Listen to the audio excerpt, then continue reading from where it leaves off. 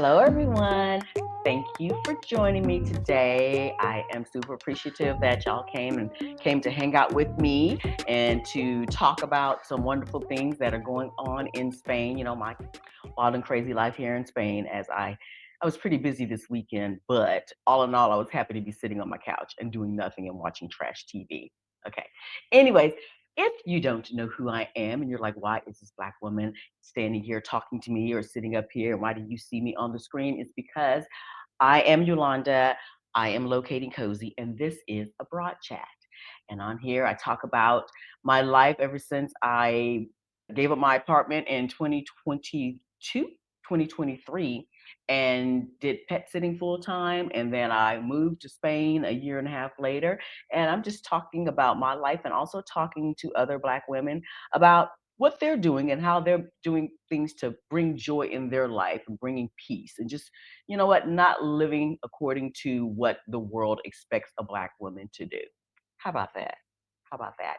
So today I'm leaning into more conversation about something that I've been thinking about doing. I still haven't made any promises yet, so there you will not hear a commitment from me on the YouTube channels right now. But I want to talk to other Black women who have made the Camino trek. So today I am talking to Kiera, and we're going to discuss what that journey was like for her. Hello, Kiera. How are you doing, love? Hi, hello everyone. I'm so happy to have you here. Okay. I know, I'm so excited. I'm excited to talk about this journey because it's a lot. It's a lot. Good, bad. I'm going to talk about it all. I have so many questions. I have so many questions. But before we get started, I like to do a couple of things. And sometimes I remember to do it before a guest comes on. And sometimes I'm like, while we're here just talking, we're going to talk about all the things. I do want to let everybody know today that this is not a live stream. It's probably streaming live, but this was actually pre-recorded. So just in all fairness, I want people to know you're more than welcome to put your comments down below if you have questions, because I love to answer the questions as much as possible. So I would be coming back and checking for comments or whatever. So I appreciate that. Please do make sure that you like and subscribe and hit that notification bell so you will know when I have something very, very intellectual to talk about and say. Okay, because I feel like I'm kind of bright sometimes, and I have some kind of influence that'll help you. Yeah. Okay. Yeah. Anyways, make sure you hit that like and subscribe button. Please and thank you very much. And what else? I did want to go ahead at the top of the show and at the end, just go ahead and plug a couple of things. And one is, if you would like to get more information about the things that I do, the things that are coming up here in Spain that I want to invite you to be a part of, make sure that in the description there is a link to sign up for an email. And you will also get like a move to Spain checklist if you sign up.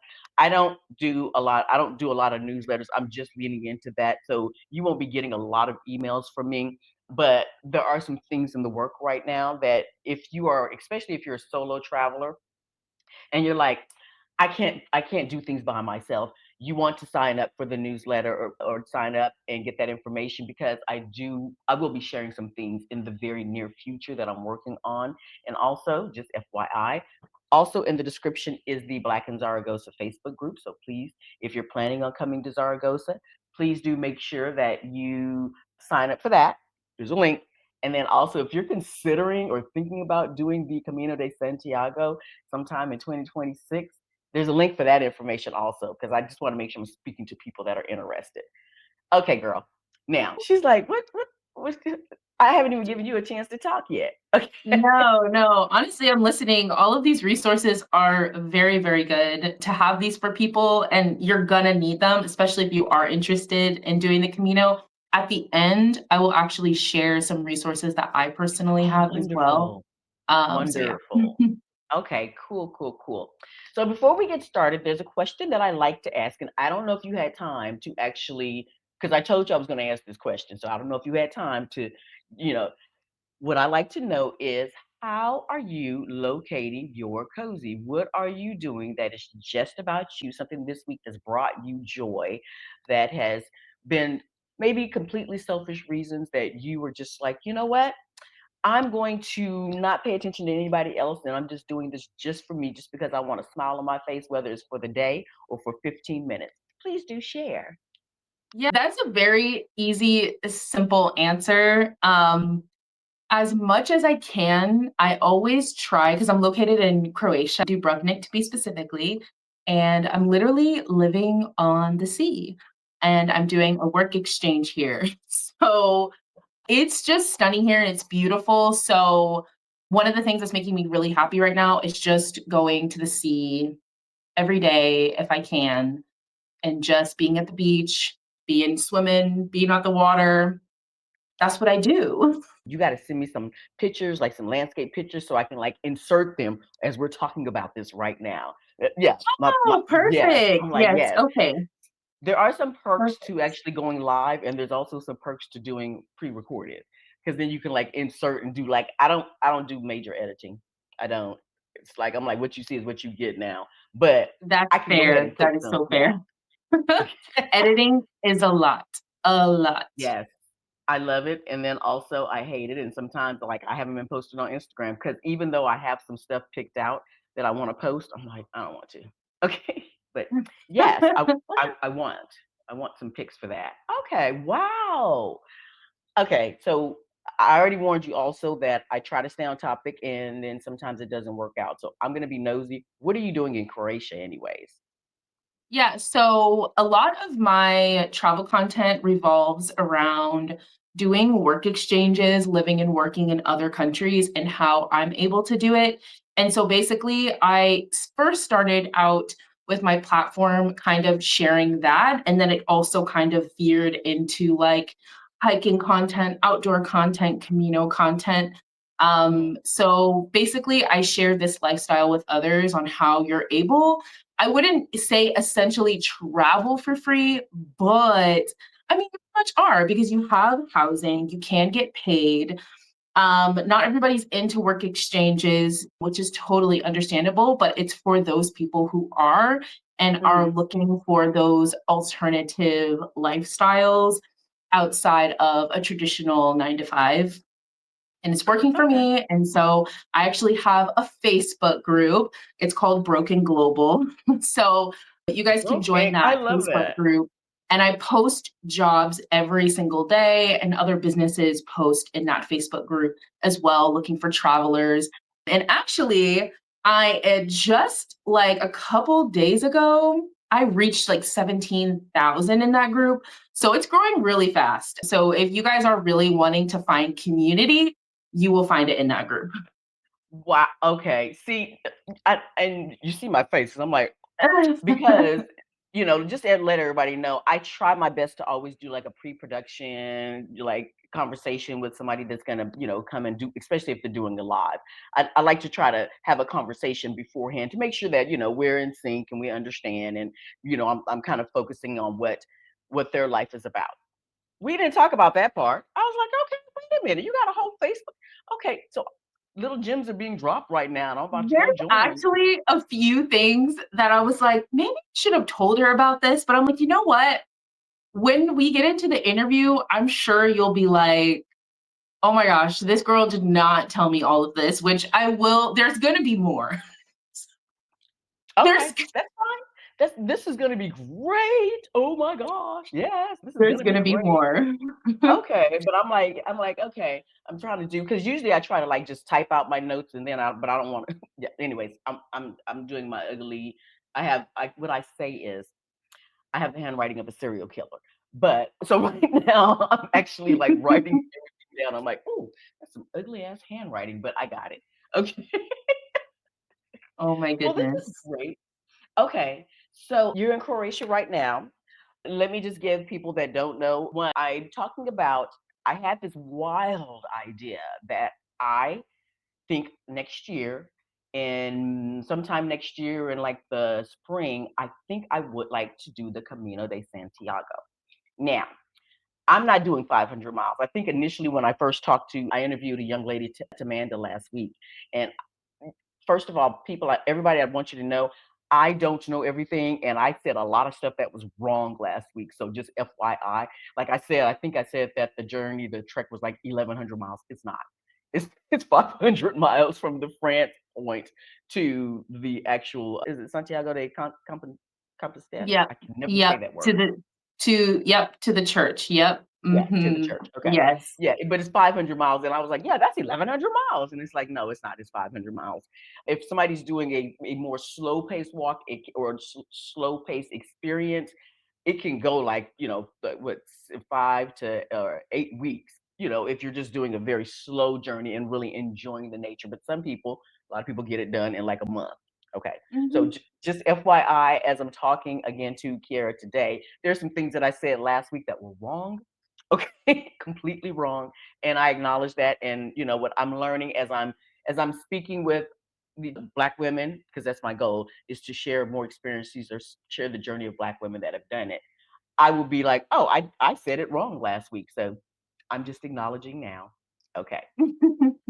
So, yes, I had the idea that I wanted to do this and maybe get a small group together that might be interested in doing it either in the spring or in the fall. And in my journey, what actually kind of inspired me first was, as I did a deep dive, I came across you on YouTube with some of sharing your experiences. You talked about packing and things like that. And I did a really big deep dive, but I was like, I wonder if she'll come on my channel and let me talk to her about it. I was like, maybe? Okay. And you responded right away. Thank you so much. I appreciate Yes. it. With that, as I just had vomitus of the mouth, please do a elevator pitch. Tell me about yourself. Yeah, so we can get into some questions. Yeah, so just really quickly, I am Keeks Travels across all platforms. My real name, my government name is Kiera. So a lot of people actually don't know that that's my name, and they'll when they like refer to me, they refer to me as Keeks, which I thought is so cute, and I love the name because it's a name that I grew up with, and like I'm now owning that name, and I Okay. just love it. It warms my heart.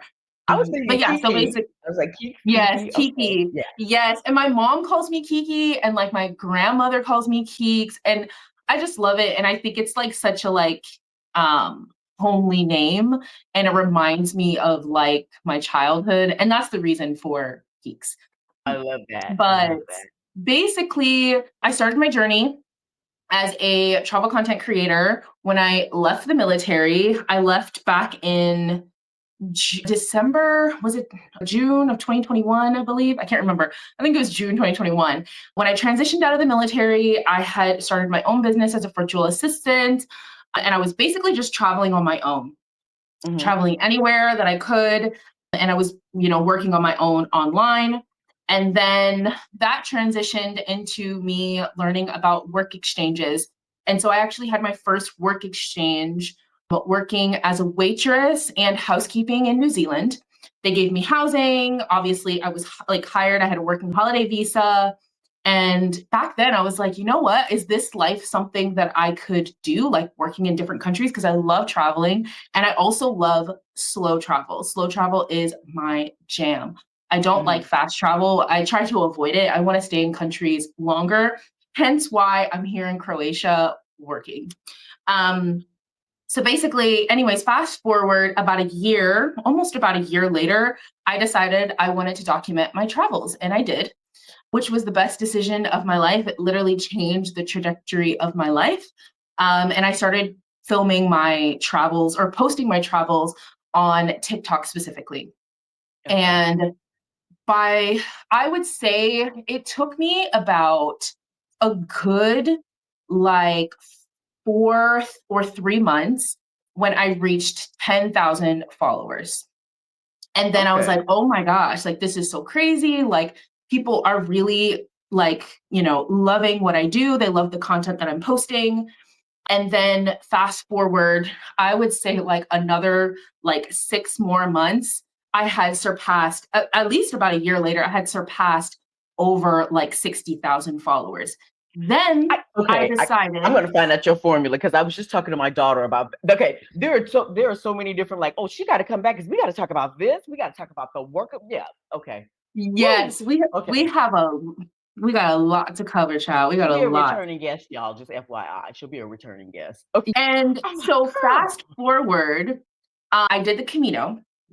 And something, and this is kind of getting into how I began doing the Camino, because my platform, there was a few things as to reason as to why I started, but I had felt this immense calling to document my journey because there were not, think I had talked with you about it. There were not a lot of Black women documenting their experience. I had a hard time finding any back in, I did my first Camino in 2024. Was it September 2024? And So that's I was one like, you where know you what? did like just you did, well, I said just the short one, 'cause, like, I haven't done any, all of them belong to Yes. me, but that's the one that you went the Portuguese way up, correct? Yes. I did the Portuguese route. I started in Porto and ended in Santiago. And Okay. that is the one that is 2 weeks long. Okay. Beautiful walk. I always recommend people to do that one first before they do the French route. But if you feel called to do the French route, or if you feel called to do a section, do a section. But the Portuguese route is honestly stunning. I want to do it again. I probably will do it again. Okay. So right now, guys, I'm sounding like I know something, but just FYI, I have been deeply immersed in YouTube, all kinds of content. So when you did the Portuguese route, did you go up the coastal route or did you go more inland? I did coastal because Okay. I love the water. So Okay. there is the option to cut inland. There's the option to avoid the coast completely. It's totally up to you. It's your Camino, however you want to do it. But with the resources I will share, I will show you how you would be able to do something like that if you decided to. Okay. Yeah, it's like, Um, one of the things that I had watched was, like, a couple that started up at the coastal for the Portuguese way went coastal, and then they went inland and they didn't like it. I think it was, like, more like pavement versus, roads and I can't remember. I get But there what was you a reason mean. why they ended up backtracking and going back on the coastal way and stuff. So anyways, but that was your Yes, first one, and so yes. you did and then you decided to do it again, but you decided to go the whole 500 miles from France. Yes, yes. And this is going back to the reason I found out about the Camino is actually through another travel content creator. Mhm. And back then, this was back in 2023, I believe. I felt very inspired by her journey. And back then, I'm very open about this. I felt extremely out of shape, which I was Mhm. extremely out of shape. I was overweight. I was just very unhealthy individual. Okay. Okay.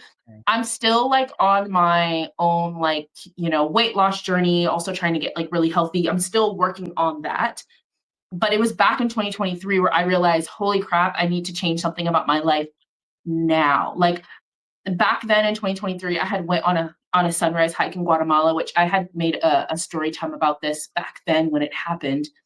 And it was so embarrassing. I could not finish a 2-mile hike. Very, Okay. very embarrassing. I felt embarrassed. I mean, maybe it's not embarrassing, but I felt extremely embarrassed because everyone literally, I essentially got left behind on the hike. And back then, I was just looking for something to get me moving, get me active. And I'm an activities person. And I never thought that hiking would be something I would ever do, or just like walking long distances. And Mhm. so that's when her video came across my For You page. I believe that was in 2023, her video came across my For You page. Whatever the case, I felt very inspired. And I was like, you know what? I need to get into hiking. And then I was like, on that hike, and it was a complete fail. Very, very, very crazy day. So to only not be able to finish 2 miles and then like a little over a year later completing 500 miles is insane. But you know So what? The thing is, no matter if you have a goal or you decide that you want to hike or start a business or whatever it is, we all have to start somewhere. We all have to start somewhere. exactly, And so people are like, Exactly. yeah, I get that, and you're saying that it was a complete fail. I'm like, no, it wasn't. But I mean, it's your journey, so I'm not gonna debate you, No, that okay? is But I'm totally like, no, it fair wasn't. because in the moment, like, I think I, like, loved that I was able to be at that point and then where I am now. It is pretty incredible. Like, it's such an amazing progress to have gotten from starting there and then getting to where I am, and the fact that I Mhm. chose to take the initiative, it was very scary at the time. Like, I was just like, there's no way I'm doing this. There's no way I'm doing this. People are probably going to think I'm crazy. But honestly, I just didn't care. I was honestly walking for myself. And yeah, I was walking for myself. That's like the easiest way to put it. And I know that everybody has their own reasons for the Camino, whether it's spiritual reasons, whether it's health reasons. When I was out on the Camino, I had people who were walking for loved ones that they had lost. There's so many Yeah. different reasons as to why they're walking, and so that's basically my reason. So, So okay, so let me just ask you, okay, so you did it the first time, when you did it for the 2-week part. Well, let me go back and ask. Did you do it solo both times, or did you do it with a group one time, or how did that work? I did it solo both times. Okay, I okay. am a solo girl through and through. I'm not a groups person, and I have had people ask me that. Were you with a group? Were you with people? Like, I've seen in your videos, there's always people, because Yeah. that is the truth. You're never alone. So you Mhm. could go with a group, but I wouldn't recommend that. I would not recommend that because you're going to never be alone. That's for one. For two, when we have pilgrim dinners, you're going to be eating with other pilgrims in the evening. And then during the day, like I said, there's just heavy traffic of people. So if you do a group, that's fine if that feels comfortable to you. But just know it's not a pilgrimage where you're going to be alone, essentially. Yeah, yeah. And so and that's part of, as I'm doing the research right now, I did kind of hone in that if I decide to do it, that I want to start from Farrell. So it's like, I can't remember the exact kilometers or whatever and stuff, but after doing some research, I'm like, oh, because I was going to start from Sardia, which is like the last 100 Hmm. kilometers. And Yes. I was like, no, maybe I won't do that or whatever and stuff. Especially, I have a lot of reasons for that. I'll go into some of that later on. But I was like, I told my daughter, and I was all excited. I was like, this is where I'm going to start from. And she's like, I don't know where that is. And you sound so excited. Do you even know if you're going to really do it? I'm like, no. But the idea is in my head that if I am going to do it, if I do commit to do it, that's where I'm going to start from, this federal. And so Mm. yeah, I again, I'm talking like I just have so much inside knowledge, like I've done this 15 million times. I'm like, no, girl, just a lot of YouTube videos. But Yeah, okay, so I no. had some questions for Mhm. you and stuff. So, and I'll try to highlight it because I told you I was like, I have like over 100 questions. I think I maybe highlighted like maybe 20 because I didn't want to overwhelm you. I do want to ask you, and this will be removed if necessary. How much time do you have? Do you have like something that you need to do? Because Yeah, no. this may go longer than an hour. I Okay. have the time. I have the time. Okay, great. I'll ask you all 125 questions then. No, I'm just playing. Okay. I'm just playing. Okay. You decide, so when you first, you said you did the Portuguese way first, Yeah. and did you do that just based on just some like you flipped a coin, or you were just kind of like you had just heard good things about that route? What Yeah, was that? so I was actually a few things. One is the girl's video. She did the Portuguese route, and it was stunning. It was beautiful, and it's also along the coast. I've never at the time I had never been to Portugal, so I was like, you know what? I'd never been to Portugal, and I love the water. I love the sea. I get an opportunity to swim and just be near the water. And Hmm. honestly, that was a no-brainer for me. And then also too, it's a solid 2 weeks. So I was like, you know what? This is a good introduction to the various other routes that are significantly longer that I could do in the future. So that was the reason why I personally decided on it. Okay, okay.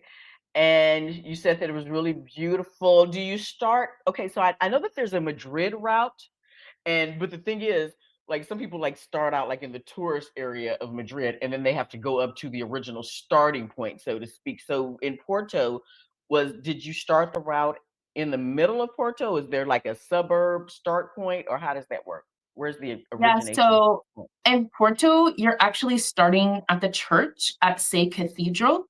So everyone starts at the church and then Okay. you end at the church. And basically at the Interesting. church, there's literally like yellow arrows as soon as you get to the church. Okay. So you basically make your way out of the city and then your Camino starts. Before you start your Camino, I would give yourself a day or two to kind of run errands around the city. And when I say that, I mean go pick up your pilgrim credential, go and pick up your shell. This is also too for the French route as well. You're going to do Yeah. that. You're going to have a Any day routes where that you you go, start, there's always a starting point where you have to get your Camino passport. And just FYI, some people, because mhm, I'm sure some people will be like, I don't need the passport. I'm just going to walk it. You want the passport because if you, I mean, you may have made some arrangements. Some people do it different ways. Some people stay in hotels. I'm not going to get into all that right now, but some people stay at hotels. Some people stay at hostels, and some people stay at the albergues. And some of those, like the albergues, or especially, you are required, like you're not welcome if you're not a quote pilgrim, and that proof that you're a pilgrim is the passport, the Camino passport. So mhm, yeah, you want that. exactly. Yeah. Yes, because you're gonna get your Compostela when you get to Santiago. So Hmm. if you don't have it and you don't get the stamps, you don't get the proof that you completed your Camino. So Yeah. it's very important that you're getting those stamps. I don't think I've heard anyone, I don't know why anyone would not. I mean, maybe if you are going so many times, maybe they just don't care to get stamps, but typically that's what you would do. Yeah. Yeah. Because at first, I mean, I'm kind of like, I don't need no certificate saying that I did it. I'm like, girl, yes, you will. Yes, I Yes. mean, even if it is just 100, because I think the one that I'm planning on doing is like anywhere between 68 and 72 miles. And so Okay. that's, yeah, so whatever that, yeah, that's where it comes about. But I'm like, girl, if you walk 72 miles in a week, you're gonna want some kind of proof of that. Okay. Yeah, exactly, exactly, exactly. That's what I'm saying is that you're gonna want it in the end. It's a huge accomplishment, definitely.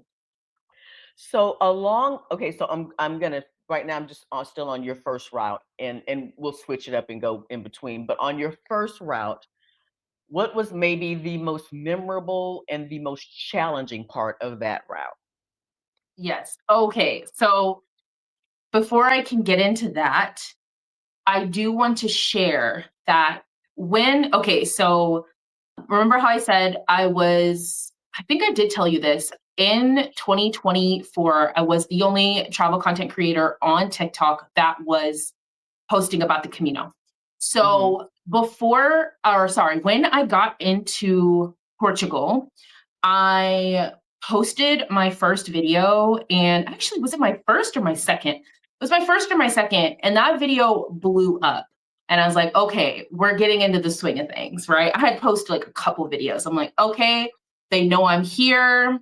This is good because I wanted to reach people, and I had to reach people because I know that people in my community don't know about this. They don't know about Hmm. this because one thing about social media, they are going to like the algorithm is going to push towards basically your demographic of people. I don't know if you noticed that about social Hmm. media, but like Yeah.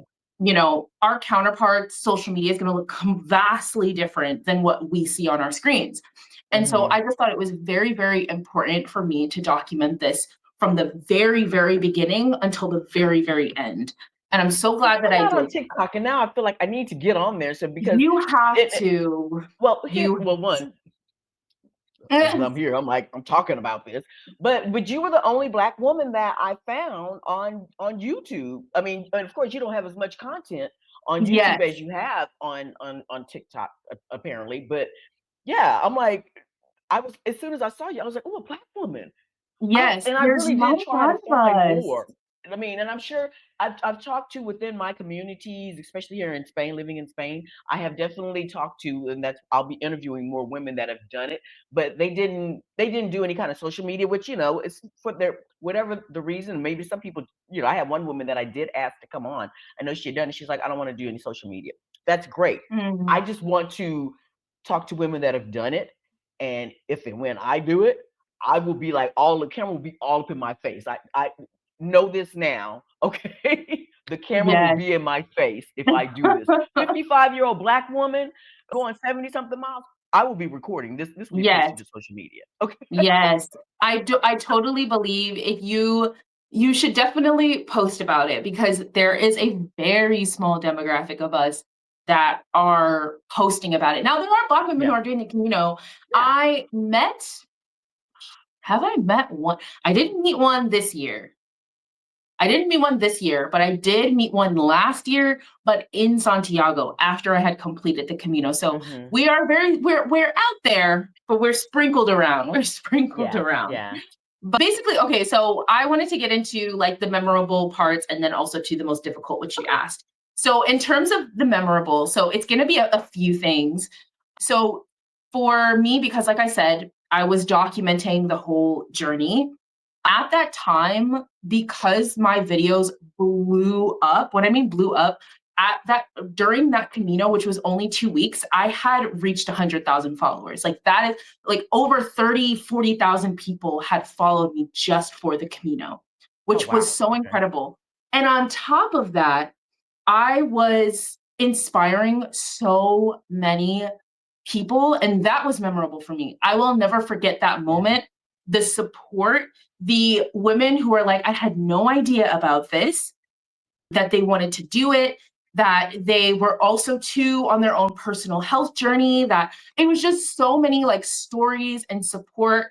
And that was one of the most memorable times of my life because I really felt like me documenting my experience was, I guess, changing people's lives and their perspectives Hmm. on something that I don't think that they knew about. So Yeah. that was just a beautiful thing to experience. And the fact that I was just so privileged to use my platform to do that. Because, like I said, there was, to my knowledge, there was none, no other Black Yeah. woman in the platform documenting it. So then, so I get to Porto, and you have to keep in mind that obviously this was my first Camino. So I was a bit nervous. I was extremely nervous. But I will say that one of the most memorable things, and you will experience this as well, is that as soon as it's not even day one yet, you will see other pilgrims. And even on day one, you will be walking with other pilgrims. You will be talking with other pilgrims. You will Hmm. never be alone. And that was another thing that was memorable to me. And that's why I will forever always be doing Caminos, different routes, because you get that community aspect. And I will just never forget that feeling to be among it. Literally felt like a family. It felt like we were all in this together from start to finish. I Okay. made a lot of friends. I walked with some people some days. I walked alone some days. And I just think it was more of the fact that I was able to connect with other people from all over the world, and then also to be with myself and Yeah. challenge myself and be out in nature. And it was honestly a beautiful thing, and I am addicted now. So Well, okay, so what happened, and I told you literally I had this idea and then I shared it in the different groups and I created a little Google form. So if anybody was interested, they can just join. And I was just like, I'm just gonna see. And before I knew it, I had like 35 people that signed up within 24 hours of 30 people, and then like some more came in. And I'm like, oh God, what just happened? I don't want to be responsible. I mean, yeah, that's what I was telling myself. I was like, I opened my mouth and made a suggestion. I have all these people. Now, I understand that not everybody, just because somebody shows an interest in something, I understand. Because I'm like, I don't want to do a whole, I knew I didn't want to do a Camino walk with 30 people walking with, no. And so, yeah. but I did also understand and rationalize that, you know, one, you're talking about doing one in spring and one in fall. It's like the number of people that are actually going to do it with you. There might be 4 or 5 that might do it with me for real that I've already talked to and I know them. And so, but the other part was I'm opening up this conversation, but it's also because you may not do it with me, but at least it's going to give you you're honed in, and it's going to give you the resources and information that you need. So if you want to do it by yourself, or if you want to find another group that wants to do it, maybe it's a small group of a few people that want to do it, whatever the journey is, solo or with a group, or whatever time of year. I'm just having the conversation so that however you choose to do it, here's some information Mm, coming from a Black woman. exactly. Okay. Exactly. That So true. we do have other, yeah, we have a lot of things in common, but again, there's just some things because we're not we didn't know about it. I Mhm. heard about it a year ago and I was like, that's somebody else's mission, that's not mine. Oh No, my I ain't doing all goodness. that. So I now, know. yeah, the interest has built up, and I'm leaning all the way into it, and that's why I wanted to talk to you. So you were saying, I'm sorry, I didn't mean to cut you off, but you No, were no, saying, no. so Yeah. you had your positives and your challenges, but go ahead. Yeah, so a challenge, very, very simple, easy, is getting used to being on trail and walking for miles and miles and miles.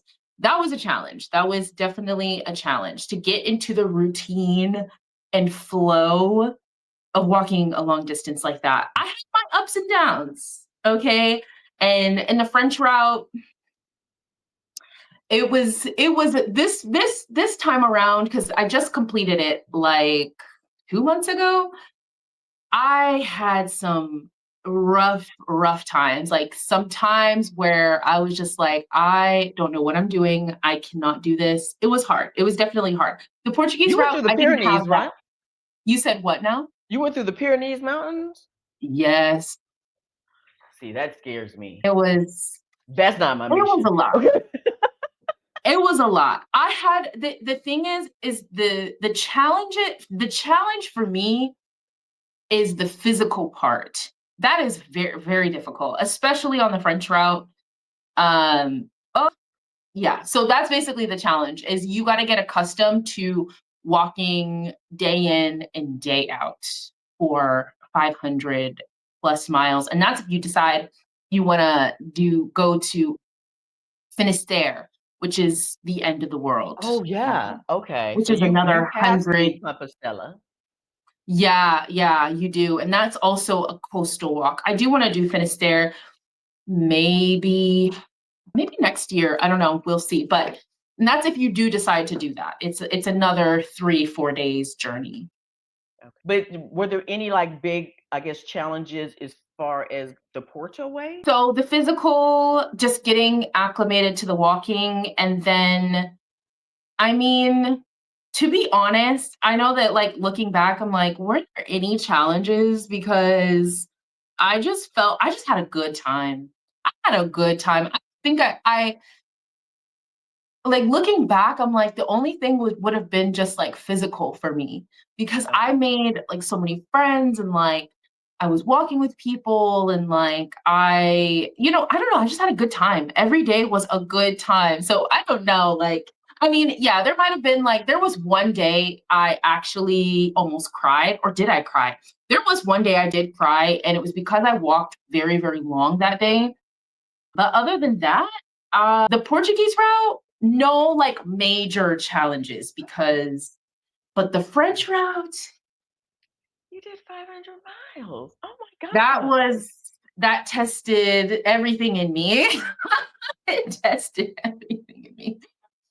It was funny because when I interviewed Amanda last week, I asked her the question. I was like, "Did you have any point, that you were just like, what did I do? What have I done?" And she was like, "Oh yeah, many times, many many times." I had that like, Yep. "Oh my God, why did I decide to do that?" Exactly. Yeah. I had those thoughts in my head. And yeah, that first week was brutal for me. Yeah, it was brutal. It was very, very brutal. And I would say the reason it was brutal is because I got sick. I got sick, which getting sick on the Camino is not fun.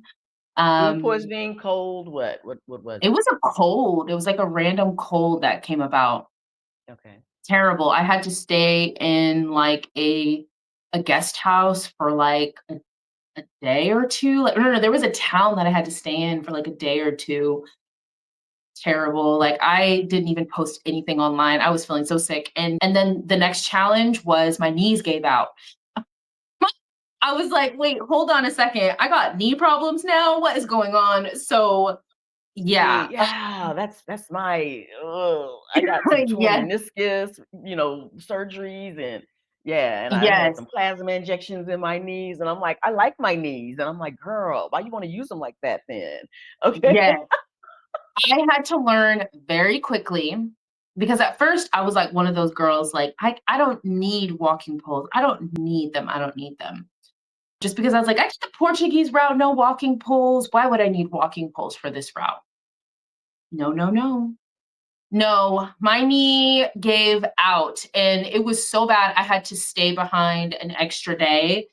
It was really bad. I could barely walk. I had to ice it. I finally got some walking poles, which really does help once you get into the flow of using walking poles. It does alleviate the stress on your hips and your knees, and it Hmm. does help tremendously. So definitely invest in walking poles, or it's just going to make your life 10 times more difficult, in my opinion. Wow. So, Wow. and then what else? Oh, and then also too, so yeah, my knees was all messed up. I was getting sick. I just felt like my body was breaking down. The physical was really getting into like that's what they tell you is that on the French route that first week, the you're going to be tested physically more than anything. Towards the end is when you really start getting strong. I would say it wasn't until like the last week and a half, maybe 2 weeks, I started to actually, I would say about the last week and a half, I actually started to feel strong. It took Okay. until the last week and a half for me to feel confident and strong walking, which is so crazy. It was hard, very hard. So wait, so how long did it take you exactly to go from the French starting point to the Santiago? It took me a month to the day. Okay. And the only reason it took me a month is because I decided to bike a part of the journey. Okay. So if you do decide to do that, That's you an can do that. option, guys. That is an It option. is an Yeah. option. It's a Yeah. it's a great option. It's actually, let me rephrase that. It's so if you're gonna bike from basically Burgos to Lyon, if you do decide to bike, they are gonna go around and they're gonna say, "Oh yeah, this is the best opportunity to bike because it's a flat way all the way to Lyon." That's not true. That is not true. That is not true. That is not true. You learn the hard way. I learned Okay. the hard way. It is not mostly flat. So the biking was actually more difficult, and I could not wait to get rid of my bike. I could not wait. Like I was counting down the days to get rid of that bike. Now, would I ever do something like that again? No. Was it a good experience? Yes, because I had made a bike buddy one of the days that literally got me through the day where I just felt like I wanted to give up. But I think it was a good experience. But just know if you do decide to do it, if you decide to rent the bike, I think it's worth it for the experience. But just know it is not easy. No, no, no, no, no, no. Okay. So before that, before you rented the bike or you decided to ride the bike, how long had it been since you had been on a bike? Oh, well, really, I can't remember the last time I've been on a bike. That was why it was probably hard. I feel like if you're a biker, it would be just fine. But if you are somebody like me that doesn't bike, think twice. Think twice. Okay. See, and that would be me. I've told the story before and stuff, but yeah, years ago, I think well, it's like maybe I want to say it was like maybe 5, 6 years ago. My daughter who lives here in Spain had moved here and she had come back to visit, and so we had like a weekend gathering in Texas with my other two daughters, and it was just a wonderful girls trip. And so we were in I want to say we were in Dallas. Anyways, one morning, me and my daughter got up to go walking and this trail up in I think it was White Rock. Anyways, they have the bikes. like just laying down where you can like use an app and then get them to go, and then you get on the bike and take off. So I decided, I hadn't been on a bike since I was 11 years old. I decided that I was going to get on a bike because it just seemed so wonderfully nostalgic. And yeah, I got on that bike and I was just like, I'm gonna ride right into the lake. I just knew it. It was, oh god, it was just so, yeah, No. I think I rode for like maybe, I don't know, maybe 20 minutes, if that, and stuff. And then I just threw it down. I was like, I'm done with that. Let's Yeah, go. no, biking is not easy. Like, I don't know how people do it. I don't know how crazy, Wow. honestly. Okay, see, that's a big no. That's a big no. So I was going to say, let's see here. Did you do any kind of prep, like for either one of the Caminos? Did you like increase your walking times prior to, arriving to start the Camino, like maybe for the, month or weeks before? What kind of prep did you do? Yeah, so I basically just walked. I walked a lot. I walked more. I tried to, for example, like if I needed to go like walk to the store, like instead of driving, maybe I will walk. And trying to also think, I would also make it intentional to go to like a park or like try to hit my 10,000 step goal. Little did I know I'm going to be walking 30, 40,000 steps on the Camino, not even anywhere close to what I was doing prepping, if you would call that prepping. But I would try to hit like my walk milestones throughout the day and stuff like that. So I didn't heavily prepare, but I did make sure I was walking at least 10,000 steps as much as I could, just to kind of Okay. get into the flow of walking a lot more. Yeah. Yeah, basically. And yeah, I get, because like this past weekend, I had a bunch of stuff going on. I had one of the ladies here and stuff had her family in town, and anyways, we were doing a lot this weekend, and I was so proud because when I woke up on Sunday morning, I looked at my little thing, my Google Fit, and I was like, "Oh, you did 13,000 steps, girl." I was proud of myself, and that is good. Don't get me wrong, that's good. Like, girl, Good. yeah, it ain't touching the Camino walk. It is very good. I think in general, if you can walk a confident 10 to 20,000 steps, you'll be able to do the Camino. I will tell people that. Like if you are like, "Oh, I can't get to 10,000 steps," then take it gradually. Take it gradually. Like, start with 5,000 or start with 3,000. But if you can walk confidently 10 to 20,000, when you get onto trail, your Mhm. body will acclimate to those longer days, those days where you're walking 30,000, 40,000 steps. Okay. So, yeah. So as far as the packing, now there is a video, and I'm going to try to make sure I put that in the description. There's a couple of videos, but the description one, there's one where you talk about your packing for the Camino. What Mhm. is something that you brought that you were like, I didn't need this crap? And then what's something that you were like, I wish I would have brought that?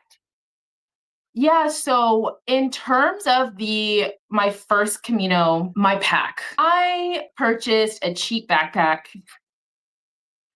I purchased a cheap backpack and used that on my first Camino. Please don't do that. Please do not do that. Invest in an actual real hiking pack with waist straps. So I regret that. Okay, it was my pack. And then the on the French route, something I actually didn't use was a pillow. I brought a pillow with me. I actually donated it about a week or two later because every albergue, every albergue, hostel, guest house, they all have pillows. So yes, you could bring your own if you wanted to, but if you want to save with the weight of your pack or save some weight, or oh my gosh, how am I saying that? You get what I mean. If you're wanting to Yeah. have a pack that weighs less, then you don't need to bring a pillow. Okay, so And you then said like at the albergues, because it's like the turnover is so high at those albergues or the hostels. I mean, is it just like a disposable pillow, or is it just like a pillow that everybody's had their head on? yes, it is a pillow that everyone has their head on, and they give you Like a a protector kind of thing? disposable pillowcase. Okay. So Okay. it is totally up to you if you do want to do that. But because toward like as I kept walking, I wanted to get rid of things that I wasn't using. So Mhm. I was just like, I can make peace with not having this pillow because I always have access to a pillow. And then we will talk about in terms of the buggies that I saw on the Camino as well. And then which routes are cleaner, in my opinion. Okay. Because you know what I'm talking about with buggies. There's lots of Yes. people, and you're prone to come across, unfortunately. But I will tell you what route you will see those. So Okay. I mean, I figured like maybe the more active routes are the ones where you're gonna really see them more versus maybe the non the routes that are not so usual that's more like they have like down seasons or things like that. That's what I'm assuming. I yes, could be wrong. Okay. yes, So exactly. so I'm jumping a little bit around here and stuff, but you said that you were doing the TikTok or you were posting about it and stuff. I mean, I know that the likelihood of a serial killer coming and jumping on the trail, like I got you, I know where you were. Okay, what was that? Because I I get what you literally, mean. it's so funny because I've literally posted on like my YouTube, and I had a friend like a couple of years ago. It's like, girl, stop saying where you at. I'm like, girl, I'm in Spain. I'm not like giving the address. I'm in Spain. It's like if they come find me after I posted in Spain, it's like but it's not like I'm saying I'm at this hotel this weekend. So what was were there any necessary safety measures that you needed to do as far as we'll start with as far as posting your content? Let's start there. Yeah, that's actually very simple because I was posting every single day, sometimes 3 to 5 times a day. And I would basically post whatever video I made for the day, I would post for the next day. So I had already left Left. that Okay. place. So, and sometimes I will say this, there were times I might have filmed while I was still there and posted it that day. But I also had to remember I'm going to be leaving soon or I'm going to be walking soon. Mhm. So typically I was never posting, like I would film and then post it right then and there because I also have to edit the videos. So by then I'm already gone. So there was no posting like me being at that location and posting that exact same time. And that would be Okay. so crazy if someone did try to. You could be That would having be a TikTok great. follower that's literally But like, I walking you mean, the you're doing the right. trail. Yeah. You're right. There are crazy people. So, but yes, that's what I did. I made sure that I had that day buffer.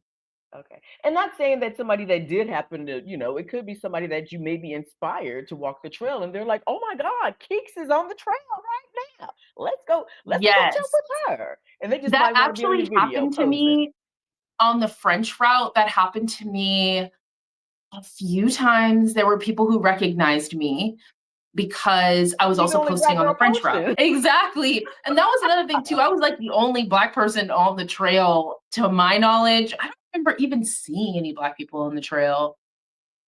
No, I don't remember. So that's another thing too. So yeah, they knew who I was when Yeah. I was posting and they see me. Yeah. Yeah. So- And it's so funny because I've talked to a couple of people about my daughter, namely, and then another young lady about possibly doing the trail. And I was like, I can't even, there's no way I'm gonna have like maybe 5 black women and then be going to the albergue or to the hostels. Like they're just like, we are not doing that. We're gonna get an Airbnb along the way. Did you and that's Yeah. very doable. Did Yeah. Yeah. you have any during your process, especially on the French route, did you like be like, I'm staying at a hotel today. This is what we're doing. Or Yes. yeah, Yes, yes, okay. 100%. 100%. There were days where I was like, I cannot socialize. I need to literally just climb into a bed and just go to sleep. So yes, Hmm. I did stay in private accommodations on and off, on and off. I did prefer staying in a hostel just because I am a hostel girly. I love hostels, but I do need my privacy sometimes.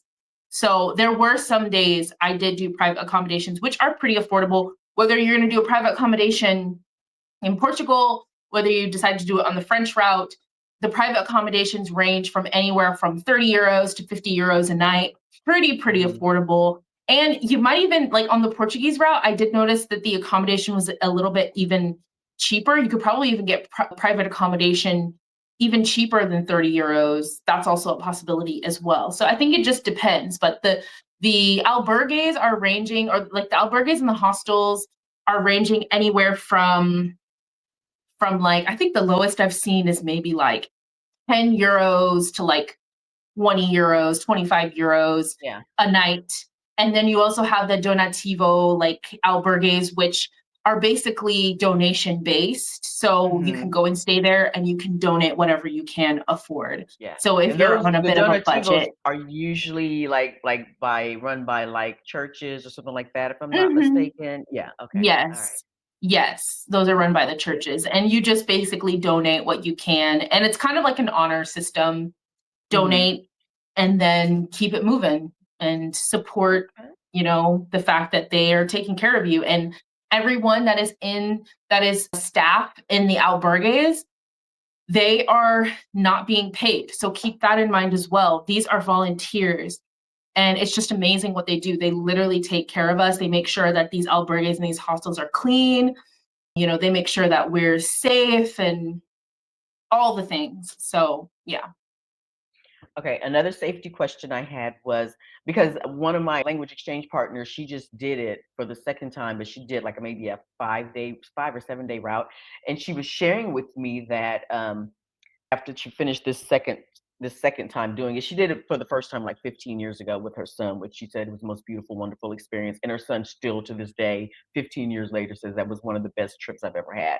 Anyways, she was saying that like she did it with just one of her friends, but one of the girls, one of the ladies that was doing it solo, had her wallet, money, passport stolen.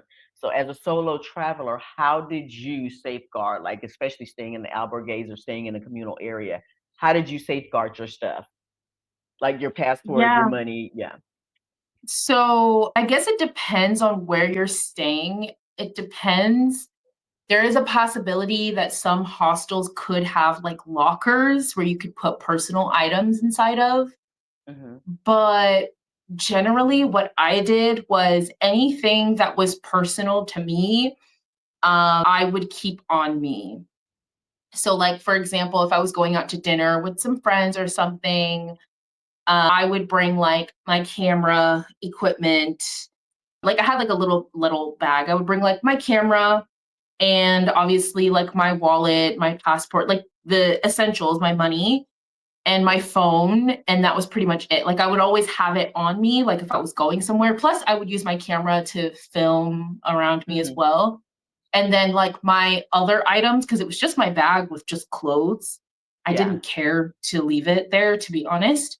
And then Okay. in the evening, I would always put my bag near me and then like personal, not like near me, but like by my bed. And then my personal items would literally sleep with me. Yeah. What I about when would you guys have take my a personal items shower? with me. Like I mean, do they have like some kind of do you have like a protective like a plastic bag to put your personal belongings in the shower? Because I'm not just gonna have my wallet just hanging outside on by the towel rack. So Yes, I get what you mean. Yeah. So I have what's that called? A fanny pack. And in my mhm, fanny pack, I have all of like my personal like valuables that I can fit in there. And, I would just probably take it in the shower, not inside, but you could put it on a hook if you I'd wanted have it to put it on inside, a but hook. yeah, I'm Yeah, having you it can put it on inside. a hook on the inside. But yeah, I mean, it's totally up to you how you want to do it. And if you happen to be in a hostel that has lockers, you can put your stuff in lockers. Or Okay. even to, if you feel extremely trustworthy, you could even to leave your stuff with another pilgrim that is also there that you know. Totally up to you. But I typically would just bring like my small personal valuables with me at all times, just wherever I Okay. went. It wasn't a lot of things because keep in mind I packed very light, and the rest was I'm like, if you want, you can go through and rummage and take my clothes. Like that would be crazy if you did. So basically, Yeah, if that's you want that. these That's it. I clothes, haven't heard they're of fitted to anyone my taking shape. anyone's Okay. Okay. exactly. These pants only I know haven't me. heard Okay. anyone taking anyone's stuff, Yeah. but it is a possibility on the French route for sure because there's so much more people. It's so much more well traveled. And the Portuguese route tends to be, I don't want to use the word like, it's just less people. Yeah. Yeah. I get So it. I've And the heard thing a lot is, more like horror stories on the French route than on, oh, I got the hiccups, than on the Portuguese route. because it's So so well known. Yes. yes, yes, Yeah. And the thing exactly. is, some people will be like, "Oh my goodness, it's like stuff was stolen. That's a horrible. That just why would anybody want to do a Camino?" Bad people are around everywhere. The They are. criminals, people will be doing the criminal, no matter where you are in the world. So, please Yes. don't be like, "I can never do that because I don't want to get robbed." Y- Okay, now come Yeah, on. Okay, you can be exactly. anywhere and stuff can happen. Okay, so let's not go there. Like, oh no, I can't travel here because there might be a crime. And I Okay. do want to also put this out there for any women that are worried staying in albergues and hostels that it is a very safe, very, very safe as a woman Hmm. to be doing this Camino alone. Like, I personally have not heard anything that has happened. Well, I might have heard like one story like a long time ago that happened to a girl. Very, very sad story. Happened a very, very long time ago. But I've heard Yeah. one story about a girl being unalived, unfortunately, on a Hmm. Camino because she followed arrows that were the wrong arrows that led to some guy who basically attacked her. Very, very sad story. Rare that happened. I only heard about one Yeah. to my knowledge.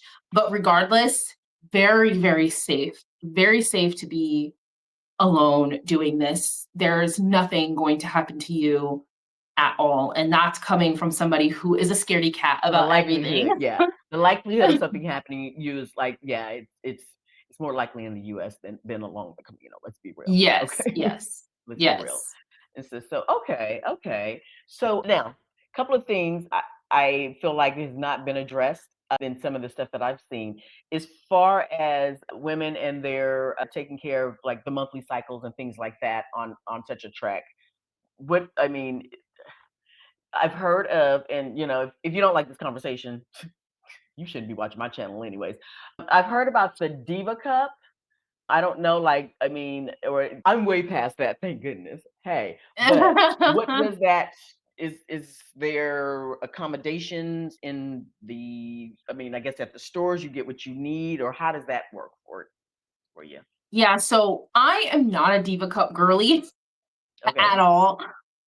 But for those girls that do it, that is amazing. But I am a pad girl for life.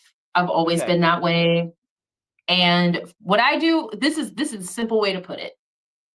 On the Camino, you will never not be near a town or access to a bathroom. Maybe there might be sometimes on the French route. Mhm. Maybe I'm still trying to think like if there was ever a time where I was like, I gotta go to the bathroom so bad, and like I gotta like, whatever the case. You're gonna always come across a town and come across bathrooms very often, at least in Okay. my opinion. Because I've heard people they will go on like hikes and like multi-day hikes and there's nothing around. For example, the Appalachian Trail is a good example. I don't know if you know about the Appalachian Trail in the Mhm. United States. It's like one of the longest friggin' through hikes that you could go on. And on the Appalachian Trail, you have to even carry food with you. Like that's how much you don't see like food in other towns and like bathrooms. But on the Camino, it's not like that. You're going to come across all the resources that you need every like 15 to 20 kilometers, I swear. So if you are like on your, cycle, you'll be fine. You'll be able to take care of yourself. But yeah, I mean, still, yeah, because I'm still bringing wet wipes and all this stuff for the necessaries. But Yeah. yeah, Yeah. it's there. Okay, okay. Now, as far as Black woman hair care, so everybody knows, anybody that knows me and knows this channel stuff, I am wig diva. That's just all there is to it. But I also know that if I do this next year, I'm getting some kind of braids in, and just yeah, I'm getting Mhm. braids in. That's just the bottom line. Because yeah, I like to be able to snatch my wig off at night when I go to bed. I know that's not Yes. reality if you're going for a walk. So what was like, did you get braids or what did you do for your hair to just keep it? Did you have it in some kind of protective style or how did you manage that during that time? So I stuck to my buns. I always have a bun. She's like, I I'm a don't bun know what queen. it is about Okay. me and buns, but I just stuck with having a bun. I wish I would have braided my hair. Okay. So the next Camino I do, I'm going to braid my hair. I'm going to get some braids because I actually despise doing my hair every day. I used to just do it every day, whip it up in a bun, and then I would wash my hair and stuff because you're sweaty, you're feeling all like Yeah. hot and bothered, da da da da da. And I would just let my hair just breathe at the end of the day. But I didn't do too much in terms of protective, but I wish I had. So Okay. if you're thinking about getting braids, do it because it's just annoying to do your hair all the time. Yeah. And stuff. And again, my journey, I'm not doing 500 miles. If I do it, it's going to be like at max 7 days. That's what I'm thinking. Maybe I'll be bold and be like 2 weeks. Yeah, but right now, the vision that I see is 7 days max. But still, there's certain comforts and there's certain things that I know as a black woman that like gotta, we have to consider some things and stuff. Yeah. Yeah, yeah, exactly. No, that totally makes sense. Definitely just get braids. Like if you get Yeah. braids. Yeah. 'Cause I've already decided. It's like I haven't had braids in years. yes, That's what I will be doing if I do this. Yeah, absolutely. yes. Absolutely. So, as as technology, Mhm. what all did you so you had were you just using your cell phone, camera phone, or did you have a camera and what other like is there any other technology that you brought with you? Yeah, so the Portuguese route, I brought my Panasonic Lumix S5 Mark II, and then I Wow. also which is a 28 to 70 millimeter lens. It's a heavy lens. I don't know why, but I brought it anyways. So I brought that camera, and then I also have a clip that goes like a what's it called? A clip that goes on my pack. So I basically clip on my camera and I wear my Okay. camera on my Okay. chest. And then I also brought on the Portuguese route my GoPro 11. I think it was the 11 I feel like I have to get all the and my phone. technology before I go. Okay. Yes. And I love the GoPro because the GoPro it just worked. It worked for me. Now, for this Camino, I actually did not use my GoPro. I brought it, but I didn't use it. This Camino, I used my phone for all the vlogging, which is so unusual for me, but it worked. And then I also brought my Panasonic again. And then, I also brought my drone, my DJI Mini 4 Pro drone. I be seeing okay, that I'm not getting a drone, but I feel like I might get one if I do this because I I'll see love like people with the drones. footage and I'm like, they're just walking. Man, I guess part of it, that journey is the filming. Like, how often do I'm jumping and I told you I was going to do this. How often do you feel to be really catching the good shots? How often do you film in a day? Yeah, so the filming, okay, in all seriousness, I am filming a lot. With my camera and my drone, not as much. Like if I need to get like a shot for a YouTube video, which I'm still editing for YouTube because TikTok takes so much of my time.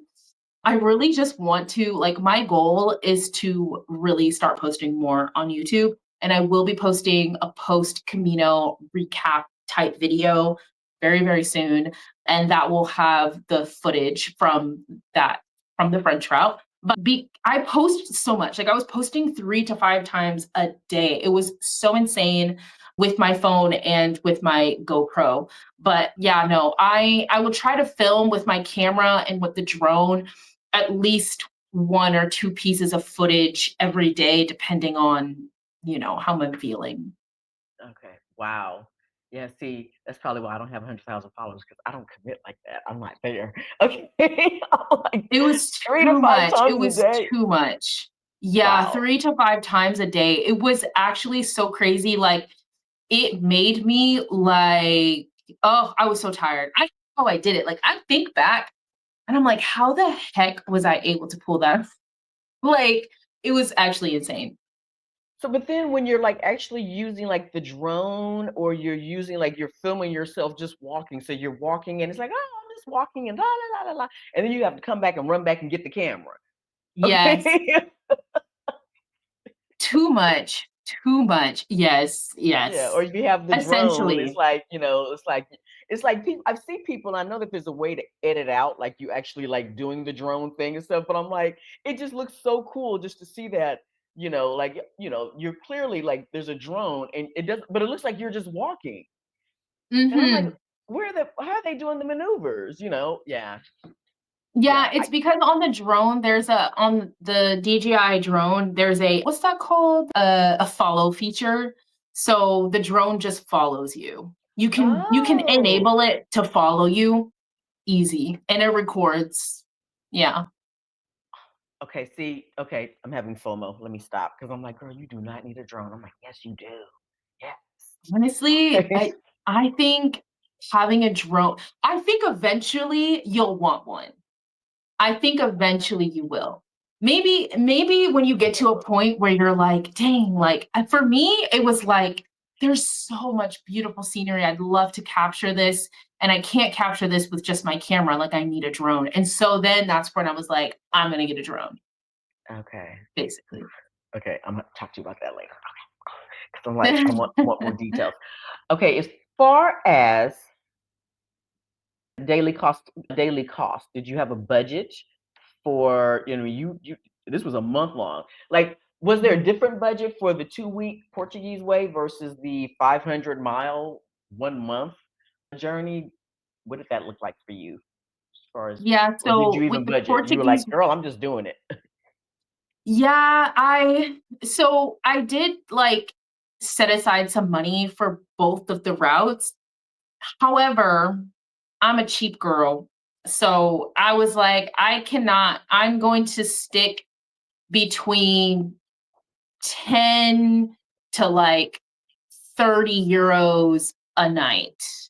I'm Okay. not gonna stay in like like I know that there are people who will pay for like private accommodations and probably budget for that. If you're wanting to do the Portuguese route, right? And you are wanting to stay in private accommodations the whole way, and you maybe want to stay and have a more elevated experience, maybe Mhm. budget for 50 to 70 euros a night in nicer places for those 2 weeks, which I think is not too bad, to be honest. But if you're like, I want to, not, I wouldn't use the word rough it, but I would say like you're okay with staying in hostels, then, Mhm. just budget for, I would say, at minimum 20 to 30 euros a night for accommodation. And that's even too on the Portuguese route as well. And So, then also too, you're gonna want to set aside some money for food. Food, in my opinion, is not that expensive. I think I spent like what, 15 euros on like a meal, like almost every night. And I say that because maybe there were some nights where I would go to a little market and grab something to make like a sandwich. mhm. And that would cost me like what, like 10 euros or no less, no more than 10 euros.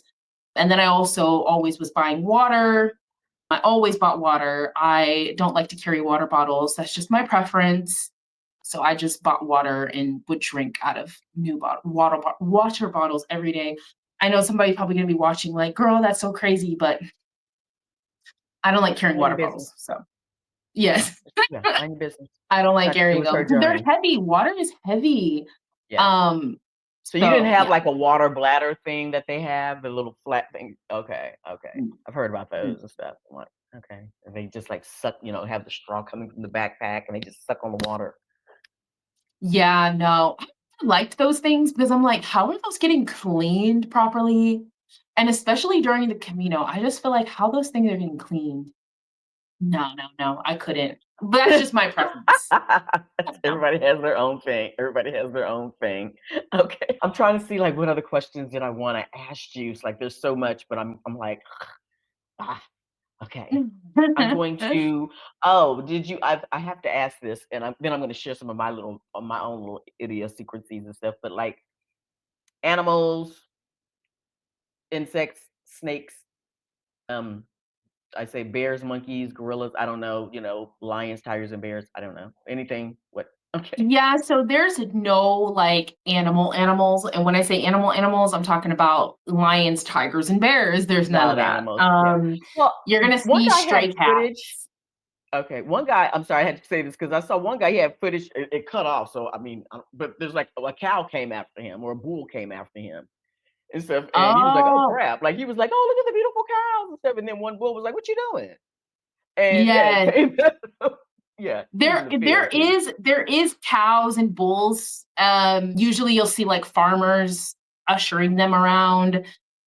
There's stray cats, maybe there might be a stray dog, horses. That's about it. So you should be good. In terms of insects, I didn't experience like any like mosquitoes or anything like that.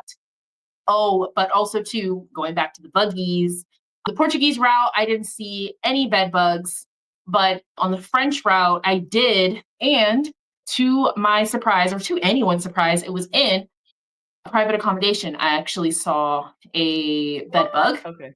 Yeah, and I actually got some bites too. So just because you're staying in a private accommodation doesn't make you exempt from the Yeah. buggies, unfortunately. Yeah. So, but I only just saw them once and I only got them once. And then when I saw them, I washed everything, washed my bag, dried everything. So, Okay. Okay. Wow. Wow.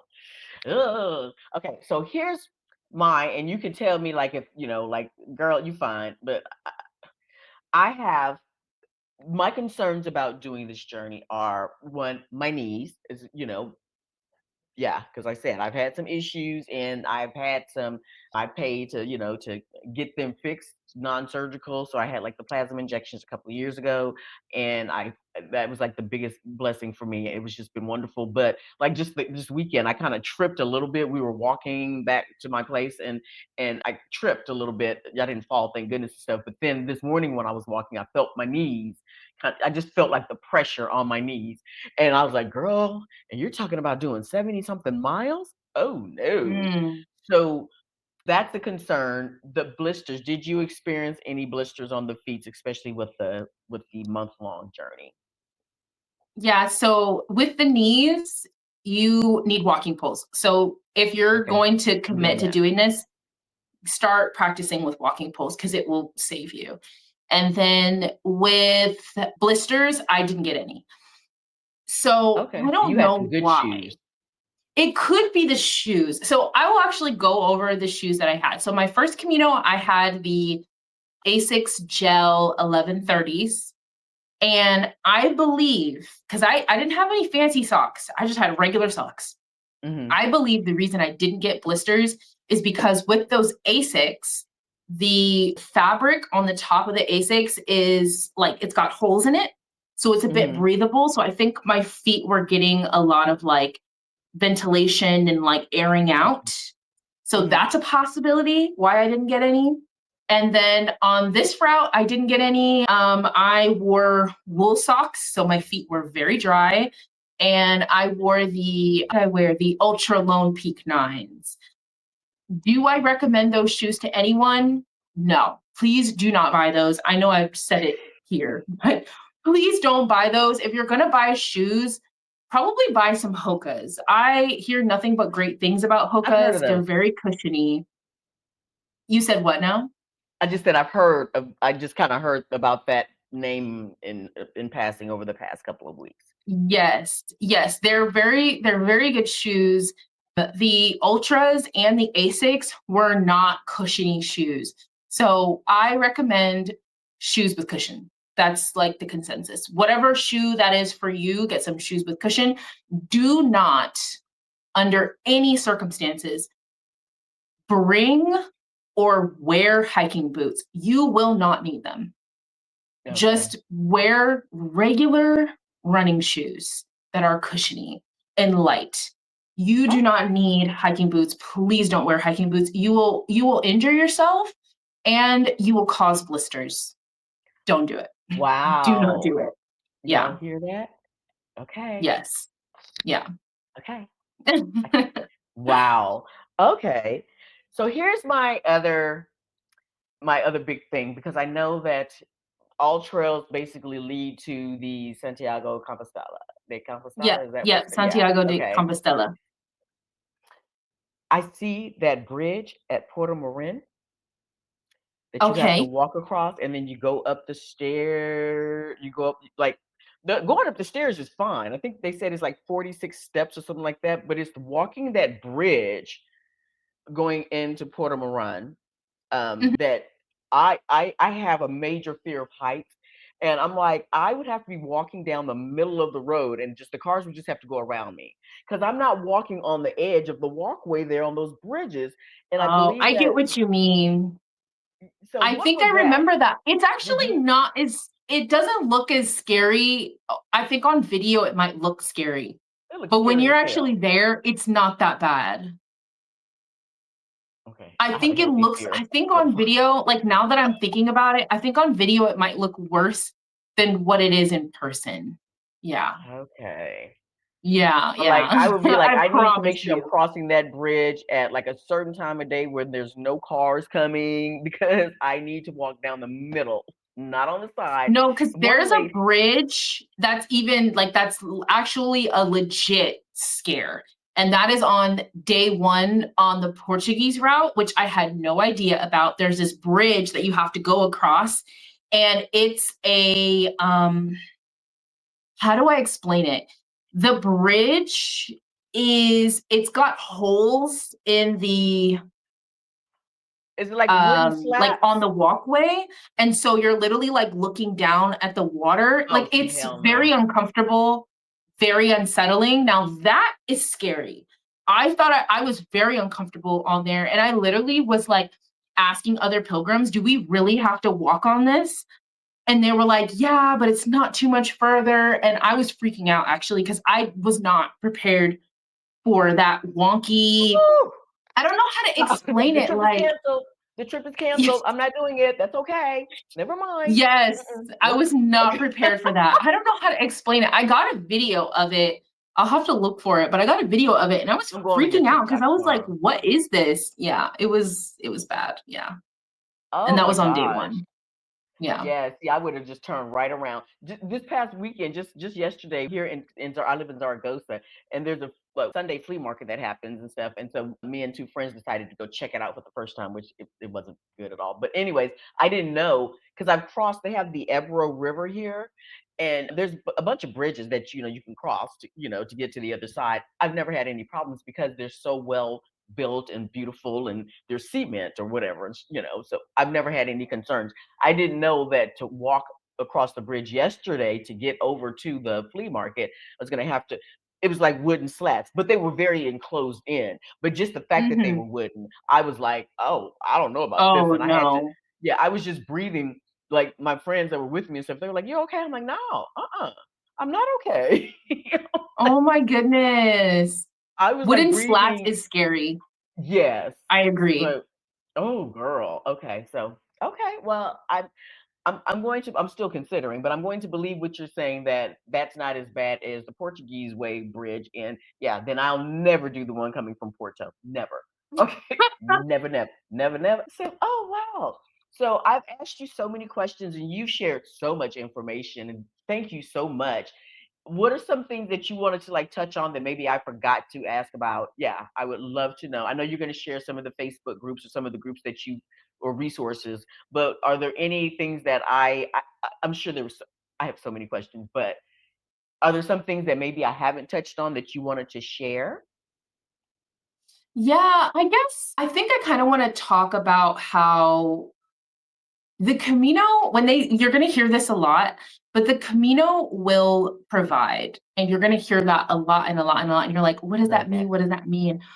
But when you're on trail, you're going to go through it. You're going to go through your highs and your lows, but you're there for a reason. So I just think, like, soak it all in. Soak it all in.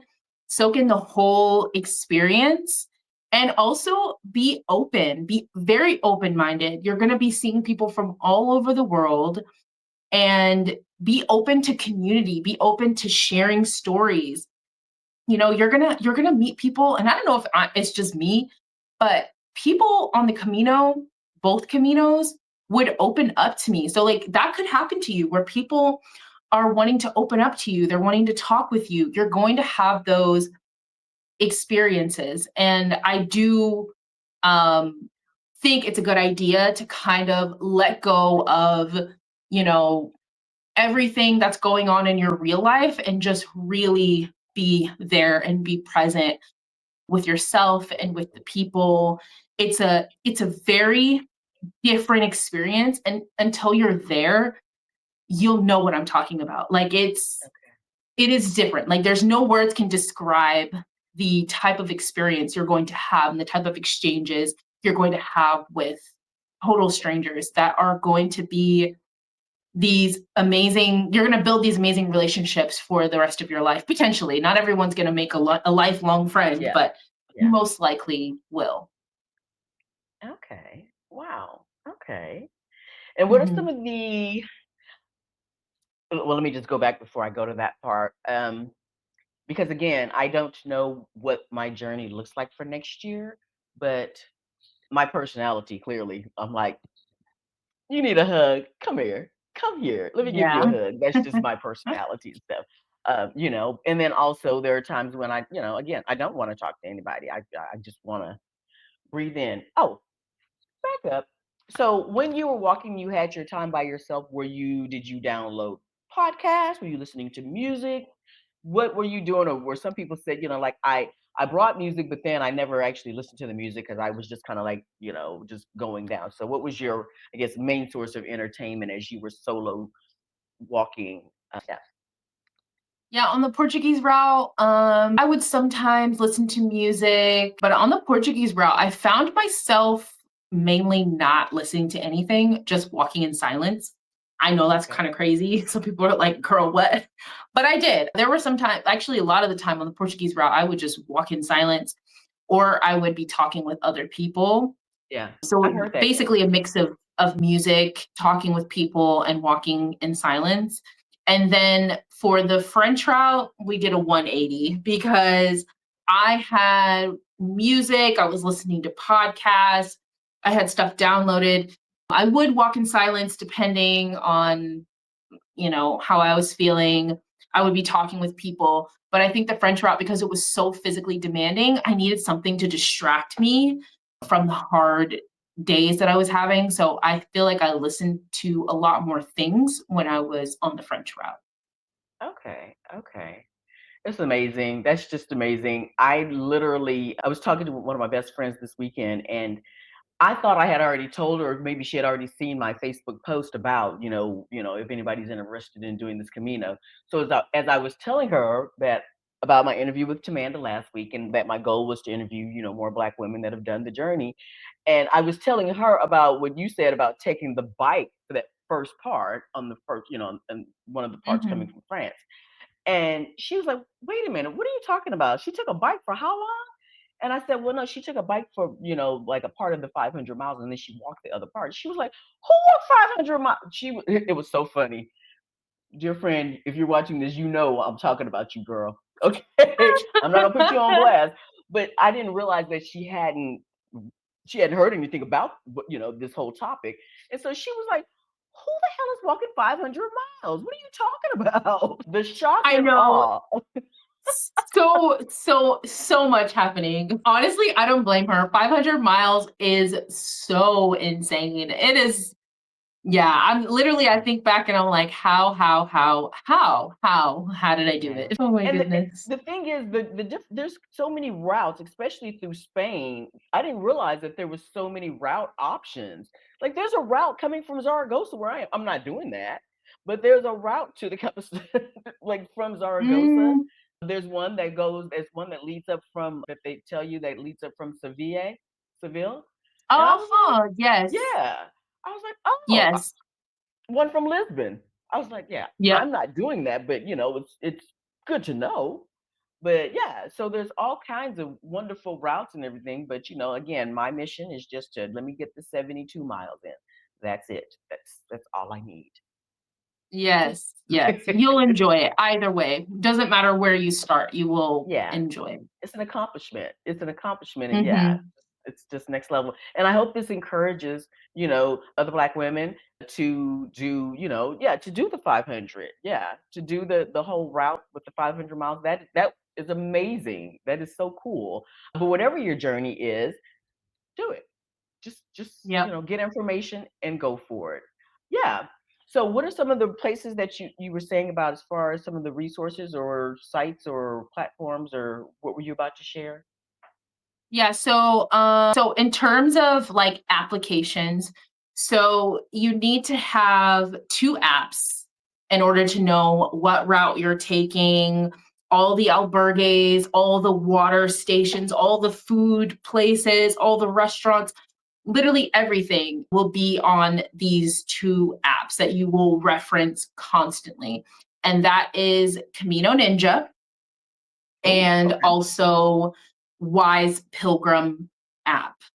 So Oh, Camino Ninja and Wise Pilgrim. These are the apps that have literally everything. And in those apps, they even have a list of all the albergues, hostels, the donativos, everything will be on there. And you can even contact them through that, or it will, or you like click on the link and it will move you over to booking.com. Talking about booking.com, you have to have the booking.com app because you most likely will be booking most of your stays through booking.com and no other platforms. Very, okay. very rare that you're going to use any other platform, to be honest, because that is the main place you will be booking. And then when it comes to the albergues and the hostels, if you don't want to book in advance, you could always just walk up to the hostel in albergue if you wanted to and say, hey, do you have a room for the night? And then they will basically say, like, yeah, we have a room. Like, as long as you're arriving early, they most likely will have a room. If you're arriving later on in the evening, probably book in advance. And I And it also also depends recommend, on the time of year that you go, because sometimes like yes, Tamanda, who I interviewed last week, she went during Semana Santa. That was, and so yeah, and again, hers was like a shorter trek, but there might be some kind of stipulations or something like that, like yes, so yeah, consider that. But yeah, I have yes. wing Consider the Camino, time that's of what I have year as coming up. well. Consider the route. If there's less people, the likelihood of you wanting to, or the likelihood of you booking in advance, you most likely don't need to do that. You could just walk up. And then, but if it's busy, like even to after Saria, you will notice this. You need to book in advance after Saria because it is Oh yeah. busy, very, very busy. Yep. So I would just book all my accommodation so that you can avoid running into the issue of not finding a place to stay, basically. And then another resource. So, a couple of resources that I have for you guys that I've personally made. So, these can all be found in my bio on any of my socials. That's Instagram, YouTube, TikTok. Basically, I made a free Google Excel sheet. Hmm. I made it free for the Portuguese and the French route. Basically, I made this Excel sheet because each day I wanted to know where I was walking. And I am kind of like a type A ish person. And so I was like, I wonder if other people will want this as well. And so basically, I have it set for the place that I would be for the night, like the albergue hostel, and then the amount of kilometers, miles I would be walking that day, and then the city that I would be stopping in. So I basically had made that sheet. So it is available to you guys for free and you can fill it out. It's editable however you want. But I do have on there all of the accommodation that I stayed in for the Portuguese route and then a few of the accommodations I stayed in for the French route on that sheet. And So they then a download it. They second go there to the link and download it, and then they can Mhm. like do whatever edits. Yes, they can do whatever they Okay. want with it. It's just to help you plan your journey because for me, I need to know like what is my personal like day is going to look like. Like, yes, you can use the app to do that. Like, that's something that you can utilize. Like, some people prefer using Yeah. the app, but I prefer having like a personal like sheet that shows me like, boom, boom, boom. This is where I'm going to go. These are the milestones I'm going to hit. Like, today I said I was going to walk 15 kilometers, or today I said I was going to walk 20 kilometers. Some people don't want to do that, but for me, it works. And Okay. it also And gives all me an the idea information, all of, of the links that she's giving and stuff will be in the description. So yes, all my information, all her information is in the description. All the resources that she's listing out is in the description. Okay. yes. And then, okay, and then the next resource is also a guide. I had made a Camino guide. This Oh, guide basically has all of your flight details, itinerary I had put in the guide. I also put like links to the applications. I put links to where you can order your pilgrim passport. Um, Basically everything that you need to plan your journey, which is an editable Canva guide, which is also available in the link in my bio as well. So I've made a couple of resources for you. And then in combination with having the Wise Pilgrim apps, do not use Google Maps. I mean, use Google Maps seldomly, but please don't rely on Google Maps. It's just, yeah. And then it's also, too, okay. rely on the resources that you get when you go to the cathedral in Porto, and when you are in a St. John in France, like if you're starting from St. John, rely on the resources at the pilgrim offices Yeah. because they It's not also their give you first rodeo. links. They know what they're doing. They know the information that they're giving you. So yeah, if there's been any Yes. changes, I also noticed in one of the videos that I watched, one of the vlogs that I watched, they were like in like a hostel or albergue, and the next morning when the person got up, there was a sign saying like there was some kind of flooding along one of the paths. So they actually showed like how you actually can go around because whatever was happening, there was like a rain or some kind of storm. So they update you if they're on that Camino, wherever it is that you're staying, the city, the officials or the semi-officials, Mhm. they know what's going on. They're going to do their best to guide you and make sure that you're okay. Yes, 100%. You will definitely have to listen to the local people as well as like the officials like in the pilgrim office and the people who are volunteering their time to really help you. So definitely rely on the people who know these routes very well, and it is their country, it's their home, their backyard, they know. So be open minded. Like, yes, you can get all the information you want online, but when you're physically there, definitely rely on community as well, which is very important. Word of mouth, learning about things through other people as well. Okay, wow.